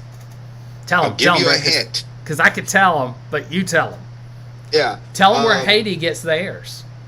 These countries, they get their guns from us. And by us, I mean the U.S. That is where the guns come from. Yeah, so like... So any guns that are going over there that come back, they're just coming back home, baby. They're just coming it's back to something the like homeland. 70% of all guns confiscated at the United States-Mexican border are confiscated as they're leaving the United States to go into Mexico. That's what funds those Going drug out. cartels, right? Leaving the United States. Same thing with Haiti, right? The Haitians that are revolutionaries there come over to the United States, buy guns, go back, right? Like that was all these, guerrilla warfare people. They come here. Venezuela, they come here, right? Get the guns, go back, because it's so fucking easy to get a gun in the United States. Yeah. And it's the same, like, that's even all I in can the say is, United yeah. States, right? Like, it's the same even in the United States. Oh yeah. Any gun show. Go to any Yeah. fucking gun show. Yeah, like, you can go to a gun show and, let's say I own a gun store, right? Like, I sell guns for a living. I can write some paperwork and date it a year ago and say that I transferred the guns that are in my store to my private collection, right? Yep. Take them to the gun show and sell them as a private citizen. I am no longer, in most states, no longer required to do a background check. Yeah, you owning a gun store could bypass the whole having to have an FFL by literally just saying that. And an FFL is a federal firearms license. It's just my private collection. I collect these things. Yeah. Which I could have understood that, like when back in the day, when, the muskets, like, oh, this is a musket handed down. I could even see that for like collector's purposes, but yeah, you're selling your AR-15 as a collector's item. What's so collector about it? Because you have a fucking My Little Pony fucking skin on it? Like, what's the fucking collector's value of these things? Okay, so that just reminded me of Sacha Baron Cohen. Did you ever watch the This Is America? Did you ever watch that? And where he did the Kindergartens program, and I can't remember who the senator or representative that he got on board, but they put guns in like stuffed animals to sell to kids, right? Like, and there was a unicorn Uzi, right? Like it was a firearm inside of a unicorn for little girls to play with, and then there was a bear with a pull string that was a 9mm. Dude, and honestly, like Sacha Baron Cohen is the best at satirical shit and getting people. But at this point, it's not even satirical, because Marjorie Taylor Greene said that if our kids would have had an AR, the JR-15, the Junior 15, right? If our kids would have had a miniature version of an AR-15, that they would still be alive. This isn't satire. Like, this was fucking said. And the fact that a congressperson would even say that is just fucking beyond me. But then if you think about it, after our shooting, what did all these Congress people wear on their lapel? What did all these Republicans wear? They put that AR-15 on their lapel. They put the AR-15 pin. But after this assassination attempt on Trump, have you seen one? No. Nobody's talking about it. But look at all the pictures lately. Do you see that? And this is the type of shit that makes me want to take a toaster bath. Yeah. Literally. Love, laugh, toaster bath. Yep. Right there. Because they care more about the fucking money. They do. And while, to just, spread the love, while it is overwhelmingly Republicans, like 88, 89% of what the NRA gives out goes to Republicans, some Democrats benefit too. Right across the state line in Georgia from me is Sanford Bishop, and he is the highest paid Democrat from the NRA. They give him it's not very much in the grand scheme of things of what they give out, considering they give like millions of dollars a year to Ted Cruz, but they give him like $200,000 a year, right? Like, I'll even take it even further. So our representative, who actually he's a Democrat, right? He's not running again. This was his last session. Who put up the Race the H bill because he lives in Uvalde and everything, has an A rating from the NRA, like, and is a Democrat. Mm-hmm. So, and I will be the first one to tell people, like, fuck both parties. Yeah. Well, even Tim Walz, who's currently, the governor of Minnesota, up until Las Vegas, had an A rating. Now, after Las Vegas, when he saw that tragedy happen, he donated all the money the NRA gave him to charities. But before that, he had an A rating as a Democrat. Yep. And you know, I've heard the story. He's told the story of why he changed because his daughter asked him to. It took a kid. Mm-hmm. And that's the thing. These kids are fucking tired of this shit. These kids are tired of these active shooter trainings that, one, don't work because, let's be honest, all of my son's classroom, room 111, we're all sitting ducks in a fucking corner. But two, it's a mind fuck to the, like, it's hurting them psychologically that this is the world that we live in. And instead of telling adults not to buy these weapons, we tell kids, try to protect yourself when they're coming in your classroom.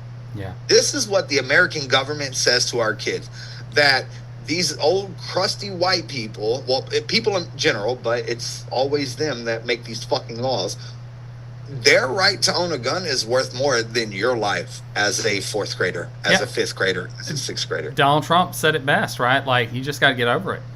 Mm-hmm. Yeah. Oh, Charlie Kirk says, that's the price you pay. Yeah, that's For the price freedom. you pay for freedom, right? Like a My child's son's life. life is the price. Yeah, a He didn't pay no child's life is the price you pay for freedom, and we should just get over it, right? And it could have And been that's what we're worse. told. It could have been Yeah. worse, right? Like, it's that, all of those things. Oh, and then the guy from Tennessee who was like, we people ain't die doing from shit. lots of ways. Here's the thing, and this is what pisses me off, is because none of those people that have said this shit would have said it to my face, would have said it to one of these other parents' face. They say these things where they're away from people, where they're hiding by people that actually believe the same thing. But tell me, would Greg Abbott come and say it to my face? No. Would Well, they say and it they to your also face? haven't experienced it, right? No. Like, And thank God, right? I will be the first one to say it. I don't want anybody. I fucking hate Greg Abbott with a passion. Mhm. And I never want him to experience this. agreed. I never want him to experience this. I don't want Trump to experience this. I don't want Marjorie Taylor Greene to experience this. All of these people that I loathe and I fucking can't stand, I don't want this to happen to them. But they don't care that it happened to us. Right. And I think that's the difference, right? Like, that's the difference. Going back to what you said a few minutes ago, though, about a constitutional, right, change, Mhm. right? Like, let's just think about, like, nationally and how young people are also tired of it. I say all the time that if gun owners and pro-gun people do not come together with just the average person to stop these events from happening, the younger generations are going to take that away from them. Everything away. Yep. Because they are tired of it. I hear it all the time. And they will start a convention of the states and pass a constitutional amendment that fundamentally changes what the Second Amendment says. Well, And it may even just take guns away completely. And you know what they're called, right? They're called generational lockdown because they grew up with these lockdown drills. They've grown up with these instances of mass violence and their friends dying and everything like that, and they're sick of it. They're sick of it. So yes, unless these people come together with us, who, you know, the numbers don't lie. What was it, like 76%? You're the numbers dude, but I think it was like 76% of people want an assault weapons ban, which is like 3/4 of the American people. Yep. Which in any other fucking time period, if 3/4 of America wanted something, we And would among do gun it. owners, it was like half of gun owners, a little over half of people who, like, pro-gun people, even said, yeah, you can get rid of that, right? Yeah, even the Republican numbers were high. Yeah. You know, if the majority of the people want something, why do our people in power not give it to us? Like, it's why?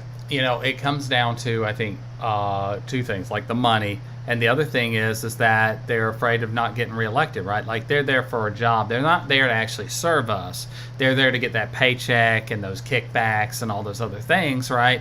And so they won't buck the trend. They're going to go along, you know, and I say this all the time, like, Republicans really are the only ones that ever pass gun control, because they know the Democrats are going to get blamed for it. And because Democrats know they're going to get blamed for it, they don't even try. Yeah. Well, here's They'll the thing, talk a good and- game as they're running for election, but then they don't do anything about it. I'll even add a third option to that, right? Is because if they can create this false division amongst us, then we never come together. And by saying, oh yeah, well, half the people don't want this, when in reality it's not. Like we've seen the numbers. Most people want better laws. Most people do. Most people want an assault weapons ban. But if they can control the narrative and divide us even more and keep pushing this bullshit, then we never truly come together. And that's the fucking problem. Mm-hmm. Because I might not agree with what somebody says, but I can respect it enough, right? Like, I don't expect to agree with what everybody says. The world would be boring in that case, right? Like if everybody just had followed the same line, believed in everything. It's like me. I'm atheist. I can respect your religion. It's not for me, but I can respect it, and I can respect other people's thoughts and ideologies and everything. But when these people in power keep spewing this rhetoric to keep us divided and keep, this side's bad, when most people just want to live without being shot, then it keeps the gun industry in business. Yeah. And it's completely frustrating. And this, it's been a question that I often ask my students, right? Because I teach a course called Guns and Society. And one of the questions that I pose to them is, who does the NRA actually serve? They claim they serve gun owners, right? But do they? Or is it really the gun manufacturers that they serve? Yep. It is. It's the gun manufacturers. And then it's irritating, and I'm riled up right now, so I might not get the correct term right off the bat. But qualified immunity also protects the gun industry, where you can't sue the gun manufacturers. Yep. Correct? Yeah. So qualified immunity, that would be with the law enforcement, but they passed the law. Yeah, they passed a law. PLACA. It's PLACA. Yeah. It's PLACA. Yeah. PLACA. Yeah, to prevent you from suing gun manufacturers for, anything that liability that they might have that leads to a death. And I think that's absurd. And I'm just pulling it up real quick to PLACA means the Protection of Lawful Commerce in Arms Act. Yeah. Which was passed in 2005, which is really ironic coincidental thinking of the time, right? They passed this in 2005. What ended in 2004? Yep. And let's talk about that, right? Like, because the semi-automatic weapons ban was in effect from 1994 to 2004. There were only roughly 7 deaths per year before the ban went into effect. It dropped down to about 5 a year while it was in effect, and since it's come off of being in effect, it's like 30 a year, people actually dead, right, on average. Right. And it just keeps going up because every year there's bigger and bigger of these tolls, and it gets worse and worse, right? So the ban, though, while the period of the ban had the lowest rate of mortality, which means the ban did something, right? It worked. The numbers don't lie. And, there could have been a lot of other things to kind of explain that, but I don't know. Correlation may not be causation, but that's pretty strong and compelling. And not just that, but let's try it again. If people are so sure it won't work, well, then why not try it? And we're both gun owners, right? Full disclosure to any of our listeners, right? And I would give up everything I own if it meant that I didn't have to see another child die. Absolutely. My toys are not worth someone else's pain. Absolutely. And most people agree. That's the thing. So I've had people, when I did my last sit out at the police station, right? I had this guy come up. His wife stopped first. She was talking. They knew who I was. They heard the news, banned assault rifles. They were AR owners and everything. But the wife stopped and talked to me, called her husband to come and talk to me. This dude walked up. He's a Trumper. He was wearing a fuck Joe Biden hat. That's the hat he was wearing. At first, I'm like, well, this is going to be fucking fun, right? By the time he left, he agreed with 99% of things that I said. And I'll just throw it out here real quick so that everybody can hear. If you're afraid of a background check, you don't need a gun. If you cannot wait a mandatory waiting period, you don't need a gun. If I want a gun right now and I went out and bought one and they said, oh, it takes 60 days. Okay. It's the people that are doing nefarious things that are like, no, I need it right now. Right? Safe storage. He agreed with. You know, when you actually sit down and have these conversations, people actually agree. It's when the media uses these trigger words and catchphrases and everything to keep people divided. And the fact of the matter is that he even said by the time he left, and this guy his dad was a arms trainer in the military. He was in the military, everything. You don't use an AR to protect your house. I asked him, I said, what would you use? My pistol. Okay, cool. So it's not for home protection. You're not killing hogs, because that's what everybody in Texas says. Oh, we need them to shoot hogs. So you're not doing that. You know, like I said, home protection, you're shooting your neighbors and your family if you're using an AR in your house. All of these things, though, at the end of our conversation, he walked away agreeing with 99%. Yeah. Even the assault weapons ban, he agreed. And I'm telling you, this dude was a full-on Trumper, you know, MAGA. Like I said, he had a fuck Joe Biden hat on and walked away agreeing with 99% of what I said. And it's because conversations need to be had where we sit down and have these conversations. And one of the things that I said to him, though, I just said this. I said, look, you can walk away right now thinking that I'm an idiot. I don't care. Say, you can go home and think on what we've talked about. And if you come to the conclusion then, if you've actually sat down and thought about it and you come to the conclusion, even better, right? Or what's the worst that's going to happen? You're going to go home, think about our conversation, and even agree with me even more. Like, these are the things. People have to open their ears and listen. Well, you know, and that's it. One of my early interviews was actually with the NRA, right? Like, they brought me on one of their podcasts, radio show things that they did. And they thought they were going to have this gotcha with this liberal professor, right? And by the end of it, I had convinced the host to agree with pretty much everything I said, right? And then their listeners also agreed with me to the point that that's why the NRA, like when I tag them and shit, they don't respond to me at all, right? And it's because they know that I know like a way to speak about these things to say, hey, we need these laws, and here's why, and it makes sense. And I say it as a gun owner. I say it as someone. And it started as guns. What though? Just a conversation. Yep. It started as a conversation. Yep.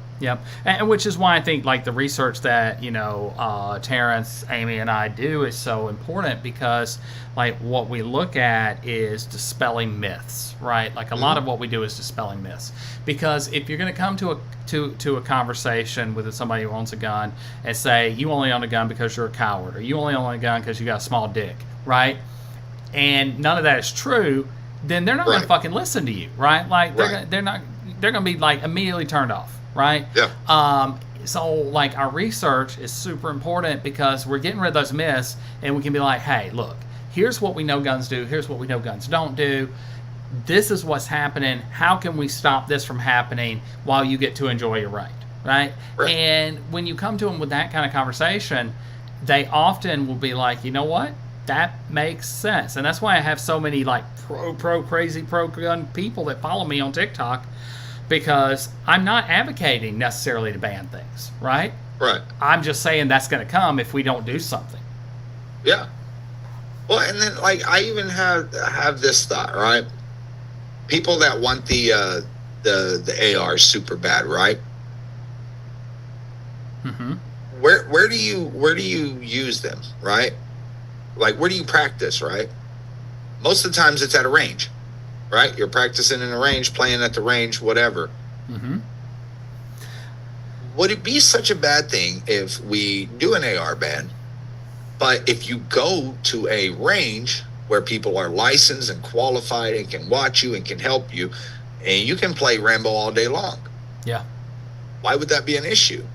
You still get to play with your toys. And hell, if you have one, you know, take it there, right?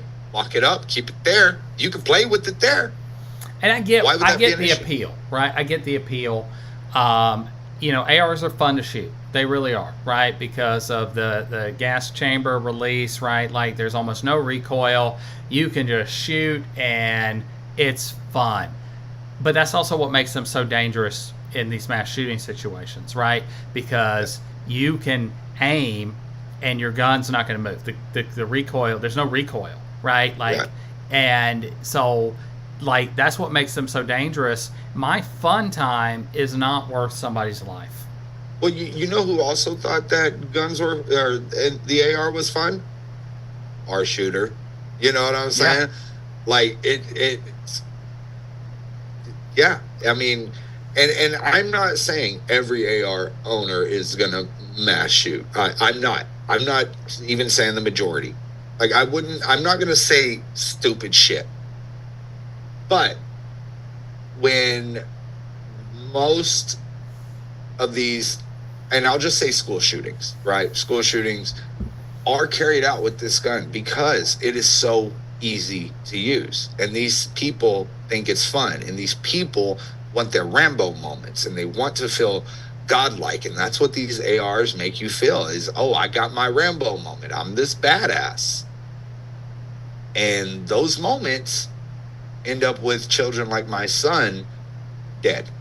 Yeah. Who do not get to celebrate their 13th birthday. And it's heartbreaking. But like you said, nobody's toys is worth somebody else's life. And that's what these things are. You know, tool, toys, weapon, whatever you want to call it, it's all one and the same. They are not worth children's lives. Not at all. Full stop.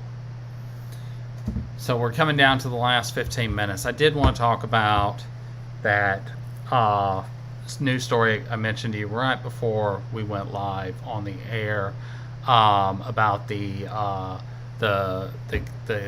parent that lost their child in the Denver Right. 5 Points neighborhood shooting, right? Who Yep. is now arrested and charged with murder. Yeah. That Vigilante justice for those that are just joining. So this, I'm not going to name him because now he's a shooter. He shot and killed his the person that he blamed for murdering, you know, his family member, right? I can't remember who it was. His son blamed it for Right. the murder of his son, right? So this was the Denver shooting last year, okay?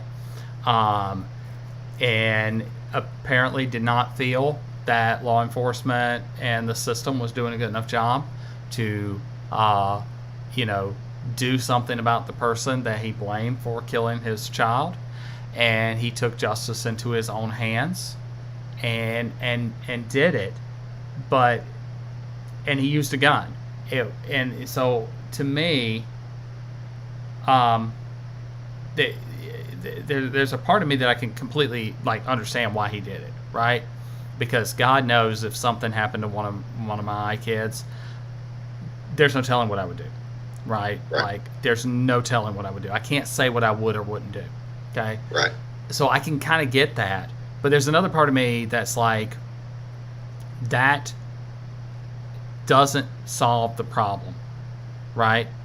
It might take out the one person who hurt your family member, but it doesn't actually, that person doesn't then pay, right? This is why I'm also kind of like not really for the death penalty in a lot of cases, because then it's over, it's done, right? Like there's no reflection. They don't get time to think about what the hell that they did and like pay back the community for what they did, right? Right. We still live on with it, right? And so what are your thoughts? So I want to start by saying something, and then I'll go into it. Nobody deserves to be a victim of gun violence. And this is me saying this after 2 years. Therapy, depression meds, all sorts of shit. Do I understand the want for vigilante justice? Absolutely. I understand that 100%. I understand beating the shit out of them, right? All for it. And I try not to preach violence. Mm-hmm. But nobody deserves to be gunned down. And that's just how I feel. And it's taken me years to you would have caught me 2 years ago, I would have agreed right out. Like, hell yeah, justice, right? Mm-hmm. But like you said, that just takes out the perpetrator. That doesn't fix the system that has allowed this to happen. And that is what we tried to do, my wife and I and everybody at our nonprofit, Rise for You, is what we try to do is fix the system. Because an eye for an eye leaves the whole world blind. We already know this. So we have to go after and fix the cause to change the effect.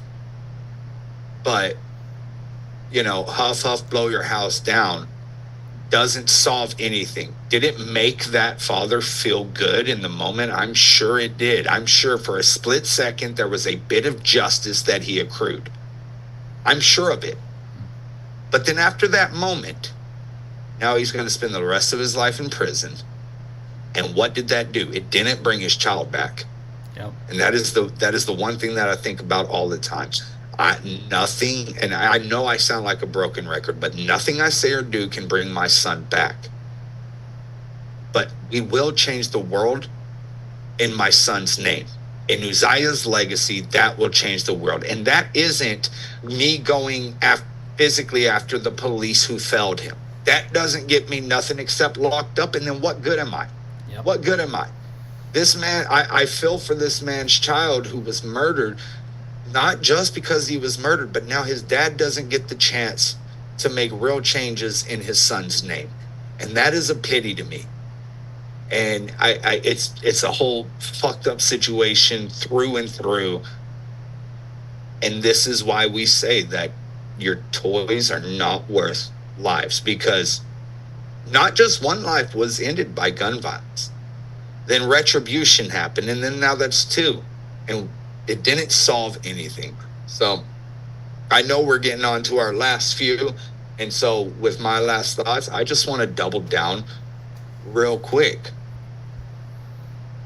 It didn't bring his son back. Mm-hmm. We can't change things by an eye for an eye. We have to change the system. We have to change the root. We have to change hearts and minds. That is what we have to change. Will we ever be gun violence free in our lifetime? Probably not. But our grandchildren deserve it. Our great-grandchildren deserve it. And through Uzi, we will achieve that. And that is why we do what we will do. We talk about how we talk. We share Uzziah everywhere, because Uzziah will outlast me. He'll outlast you. He'll outlast my other kids. He'll outlast my grandchildren. And he will be a part of the reason why this world becomes a safer place. And that's all we want, is a safer place where nobody has to feel this pain. Yeah. Yeah, and I want to echo that sentiment. I mean, first I want to say, we're getting close to Uzi's birthday, so I'm just going to say happy birthday, because he's still there in spirit, right? And will always be there with you. And you have to, hold on to good memories, right? To stay sane, right? And he should be here to celebrate it. He should be here to celebrate that 13th birthday, right? And it's infuriating that we still see these events day after day, year after year, 2 years later, right? Yep. the other thing that you were kind of touching on is that like we do this so that other people don't have to go through it, right? Yeah. Because I may not be the person to pull the trigger, but if I don't do everything I can to prevent someone else who might, then I'm just as responsible as the person who pulled the trigger, right? They're Right. military style rifles, and 4 handguns. Okay, then saying because I just refused to own one. I would go to a gun range still, went like every other week or whatever. Would rent a gun, use it at the range, and then go home. And then the pandemic happened, and ammunition went through the roof. The cost of renting the guns went through the roof. Everything went skyrocketed, and I was spending where I used to spend $150 at the range. I was spending $500. I'm like, I could just buy the gun and buy my own ammunition and save the money. And so that's how I became a gun owner again. But I don't keep ammunition at home because I don't believe you can use a gun to defend yourself, and I think the data backs that up. Right? I don't have that Rambo mentality. Right? Yeah. And I think that's part of the problem is that so many of the people that, like guns think that they're a superhero. They watch too many movies like Die Hard or Lethal Weapon or, whatever, the fuck is out there, right? And they don't actually, realize that that's all make-believe, right? That's not how it works. And that this is just like a very lethal hobby for the most part, right? They're toys that are very lethal. And, if you have nothing, like to hide, restrictions aren't going to hurt you, right? Like Not at all. Like even if you had to do mental health checks, right? Like there may be times where your therapist is like, you know what? You don't need a gun for a couple of weeks till we get you straightened out. But most people would be able to go back. Like, so unless you actually had something that would actually make you a threat, it wouldn't affect most people. But the people who would affect, children may stay alive, right? We may see fewer of these events. And no law will stop every instance, right? Like, and I want to say that's what I want to end on. That's what I want to land my plane. Like, no law is going to stop every instance of gun violence, right? Because there are always going to be, people who the laws don't catch or are able to evade the laws, right? But to quote Ronald Reagan, when he wrote a letter to Congress to ban the AR-15, he said, while we recognize that banning these weapons will not stop all crime used with these weapons, it will dry up the supply enough to make that crime negligible, right? And that's Ronald Reagan, the Republican darling, right? Like the idea is that if we put restrictions in place, right, a gun owner who is legal and responsible won't have any problems with it. It might make an extra hoop to jump through, right? But it's not going to prevent you from having a gun. But if it does prevent somebody who's dangerous from having a gun, it's worth it. And so that's what I'm going to end on. And I'm just going to say, join us next week as we come back with more stories from the Cold Dead Hands. And, hopefully we reach a point in our history where we don't have any more stories to tell. But until that day, signing off.